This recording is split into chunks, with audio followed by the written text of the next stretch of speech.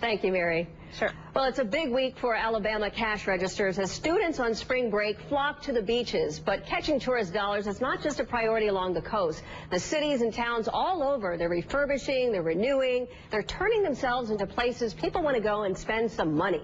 Right now, our CNN's Tom Foreman, he's looking at places where they are building up America. And today it takes him to Montgomery's riverfront. Hey, Tom, what are you going to show us? Hey, Suzanne. You know, I was thinking about that story a minute ago about .coms and how they grew up. In many ways, what we're seeing as we travel the country is bricks and mortar operations trying to do that themselves now, based on that model. What they've done here is establish sort of a beachhead along the riverfront because their downtown, like many downtowns, has been struggling. And that's where they have started this hard business of building up, and it looks like it's working. Take a look.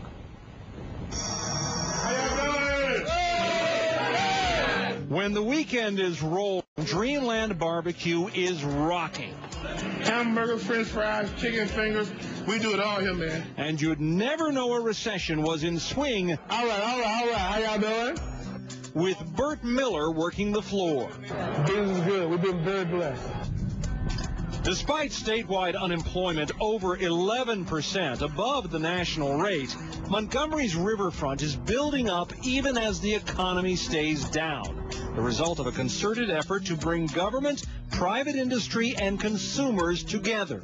The economy is such now that no town is an island. No state is either. That's exactly right, Tom. Congressman Bright was mayor when the city launched the plan, convinced that growth, even on the outskirts, would suffer if the city center continued to struggle. The suburbs tend to be driven by private developers. But if that center isn't solid? But if the center is not solid, then the services of that core of that city, they weaken, they thin, and sometimes they thin to the point of being ineffective. So the local governments, the Chamber of Commerce, and developers started building around a riverfront stadium and the popular minor league baseball team, refurbishing old warehouses, luring new businesses with opportunity and tax incentives. For developers like Jerry Kaiser, it was a breakthrough. How much has this area changed? Up until about 2 years ago, this was just 2 railroad tracks, dilapidated building, and nothing going on down here. But now this is going to be a restaurant. The spaces are filling in with meeting rooms, luxury apartments, restaurants, a Hank Williams museum, all drawing tourists, locals, and dollars. The economy of this country is not good right now. That's correct. I can't imagine if we had not had this downturn in the economy what we would have down here right now. We've got a great start. We've created a lot of jobs in here. So if we can make this happen now, then we're going to be on easy street when this thing's over. And for a lucky few, that already feels like their address.